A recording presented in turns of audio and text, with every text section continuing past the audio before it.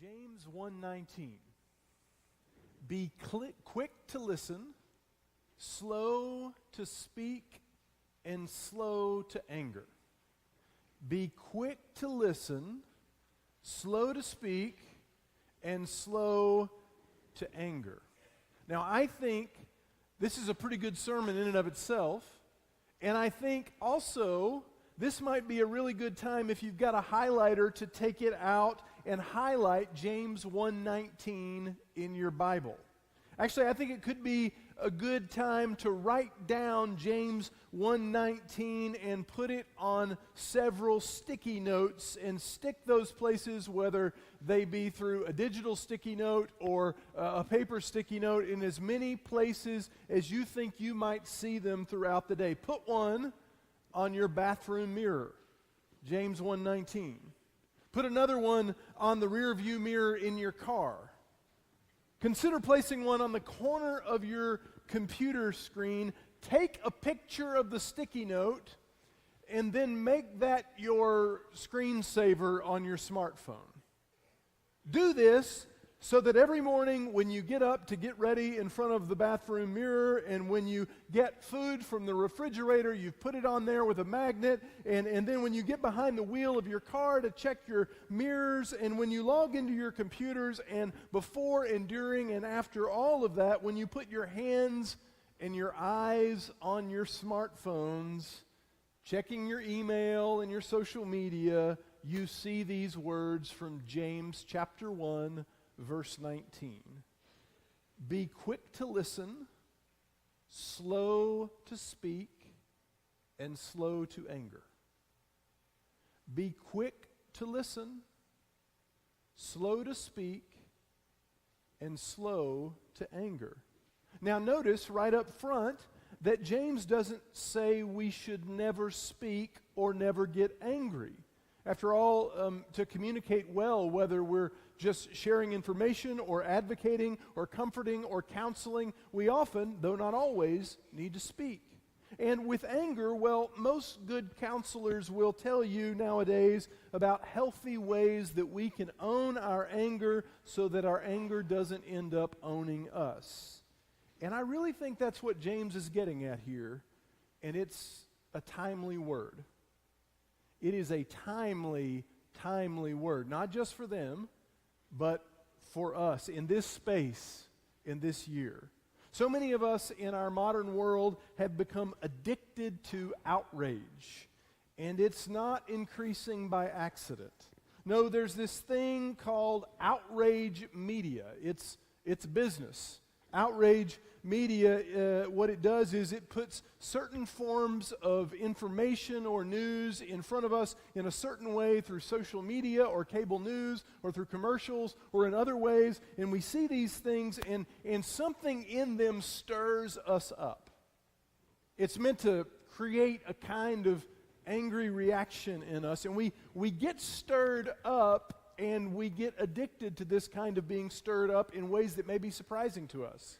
There's this chemical process that goes on in our brains that even though at some level we don't want to be stirred up about these things, we're tired of being stirred up about these things, we don't want to engage these kinds of things, we don't want to be angry about those things or those people, there's also at the same time this chemically purifying thing that happens in our bodies and in our brains when we express our outrage, and we get addicted to it, just like we get addicted to other kinds of hits. And so something in us keeps putting ourselves in these situations where we will feel and respond in outrage in a way that often does nothing more than create outrage in others, and the cycle continues. And the whole thing increases the chances that more and more people and more businesses and organizations will make more outrage media because they're making more off of our clickbaiting with the outrage media. And this doesn't just happen online. It spills over into our lives in other ways. It spills over into our dinner tables and our Thanksgiving tables, our neighborhoods and our workplaces, and even our churches. And James says that this kind of human anger does not produce the righteousness that God desires. Now, we can tune in and tap into our anger in healthy ways where we own it instead of it owning and polluting our lives in ways none of us want or none of us enjoy. A healthier approach to owning our anger might be through our listening and engaging and sharing with others in the way James advocates for here. James wants us to slow down, to pump the brakes on our listening, to pump the brakes on our speaking, our advice giving, to pump the brakes on our outrage and our outcries in the interest of more freely receiving and offering the gift of life that Jesus died to give us.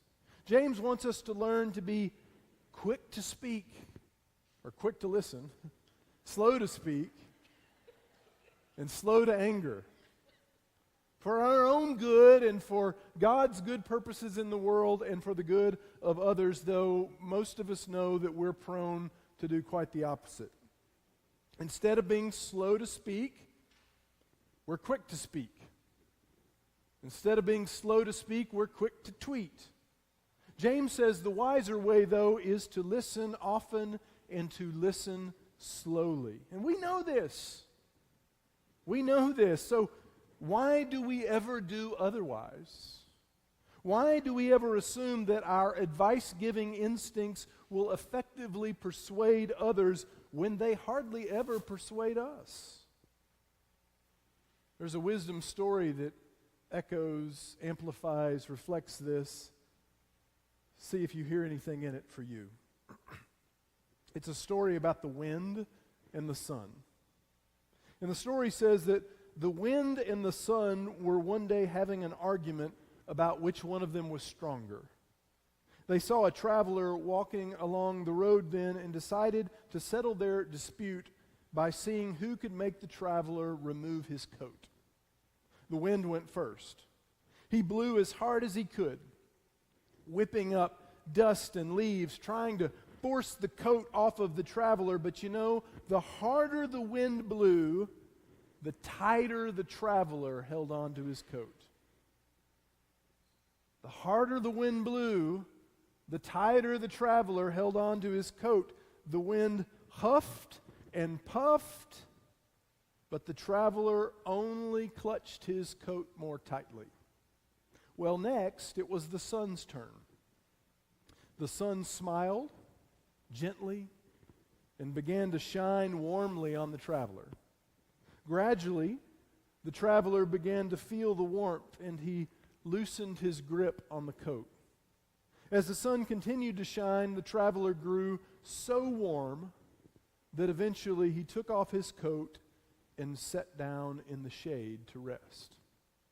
The sun had won the contest, showing that warmth and kindness can achieve what force and bluster usually cannot. Let the hearer understand. This is the wisdom of the slow.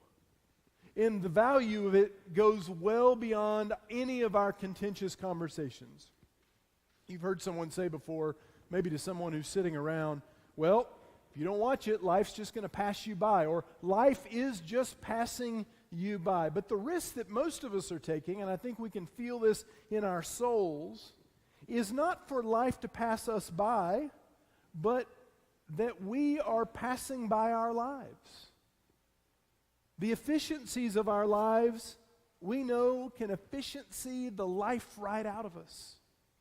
The efficiencies of our lives that we so cling to can efficiency the life right out of us. Have you ever experienced this? Have you ever experienced the inefficiency of hurry? The inefficiency of hurry. It reminds me of an anecdote that Derek Sivers shared on a recent podcast where he was talking about how he often had the practice of riding his bike along the beach in Santa Monica, mostly for exercise. And he said what he would do is he would just be red-faced and huffing and puffing, pushing as hard as he could, and each time he had one of these watches on, and each time he would find that he would clock in at almost exactly 43 minutes. And he would get frustrated about his lack of progress. He couldn't get faster than 43 minutes no matter how much he tried, no matter how much he huffed and puffed and how red his face was and how much he would sweat. He couldn't get faster than 43 minutes.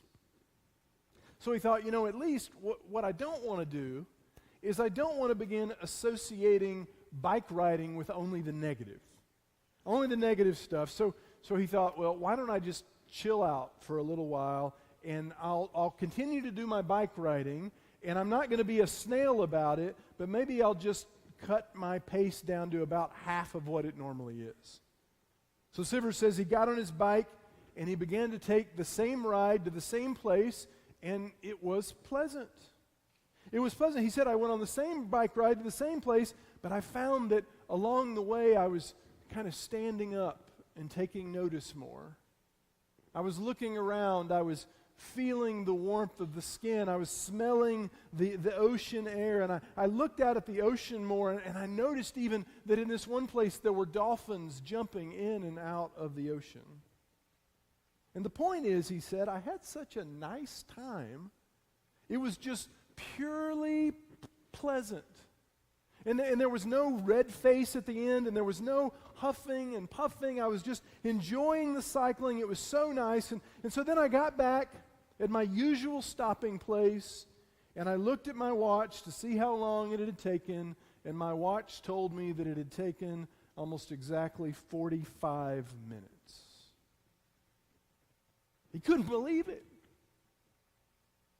I couldn't believe it. 45 minutes? How could that possibly be? It usually takes me 43, huffing and puffing. There's no way that's true. But he checked it, and it was right. 45 minutes. And Sivers said he learned a profound lesson that day that has affected his approach to life ever since. He says, I realized that 93-point-something% of my huffing and puffing and all that red face and all that stress was only for an extra 2 minutes. It was basically for nothing. All that huffing and puffing, all that red face and stress was only for an extra 2 minutes, which meant it was basically for nothing. Though maybe the real point of the story is that it was for everything.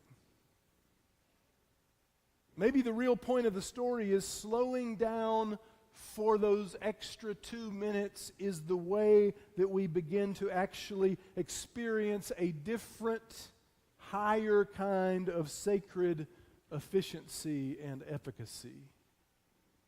Maybe it's for everything. Which isn't a way of life that just happens, not without awareness and intentionality, and about an intentionality of being aware. Most of us, after all, are not completely aware of how slow to listen and quick to speak we actually are. There's a story of a little girl who came home from school one day eager to show her mother the drawing that she had made. Some of you may find this to be true after Sunday school today. Her mother was cleaning, washing dishes and things like that, but the little girl just burst in and said, Mommy, guess what? And she began to squeal, and she waved the drawing around for her mother, and without looking up, her mother responded, what? And then again her daughter said, no, Mommy, guess what? And again the mother asked, what? And the little girl said, you're not listening. And without shifting her focus from the dishes, the mommy responded, Sweetie, yes, I am listening. To which the girl said, but Mommy, you're not listening with your eyes. You're not listening with your eyes.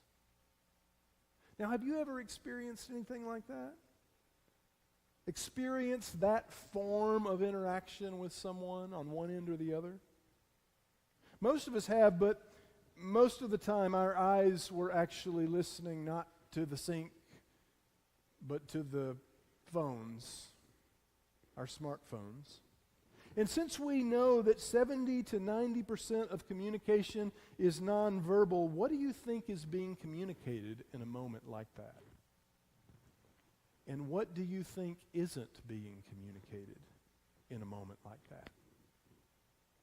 James advises us to be quick to listen, slow to speak, and slow to anger, which is so difficult sometimes, especially when the world around us seems bent on pushing us to be far more fast and furious than we are slow and curious. The television character Ted Lasso once misquoted Walt Whitman when he said, "Be curious, not judgmental." Be curious, not judgmental. And really, no matter who said it, James and Jesus seem to disagree. Stephen Covey highlights this and really emphasizes this form of communication in his book, The 7 Habits of Highly Effective People, saying, most of us listen first to reply, but Covey says the most effective people in the world seek first to understand and then to be understood. So that listening well is the key to so many things. And one of the keys to listening well is listening curiously, which requires listening slowly. After all, as Walter Merck, an author and filmmaker, once said, the real issue with speed is not just how fast can you go, but where are you going so fast? Not just how fast can you go, but where are you going so fast? It doesn't help, after all, to arrive quickly if you wind up in the wrong place. Coach John Wooden amplified this with his basketball players, saying, if you don't have time to do something right, then when will you have time to do it again? James is inviting all of us at a time when we really need it to do something right by slowing down so that we might begin to rightly arrive where God wants us to go, because we're living from a holy, higher place of wisdom. Now, what does that look like? Pastor John Ortberg once asked his mentor, Dallas Willard, what he needed to do to become more spiritually healthy. Willard thought for a moment, slowly, and then he responded this way: you should ruthlessly eliminate hurry from your life. You should ruthlessly eliminate hurry from your life. Now, your life is a pretty big thing. So it's pretty difficult, I would say, even right now, for you to go home or be in this space and say, okay, what does it mean now for me to ruthlessly eliminate all the hurry from my life this week? So instead, how about this? How about this week, we all give some slow, deliberate attention to what it might mean for you to ruthlessly eliminate hurry from your listening. To ruthlessly eliminate hurry from your responding. And to do all of this with the hope and the intent for God to lead you into a life of greater wisdom, understanding, peace, and joy. James 1:19. Be quick to listen, slow to speak, and slow to anger. Write that down somewhere. Be quick to listen, slow to speak, and slow to anger. Write that down and then copy it several times in several places.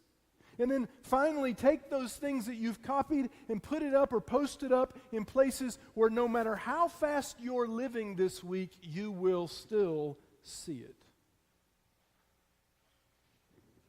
And I think if you do, you might just find it useful in the days ahead.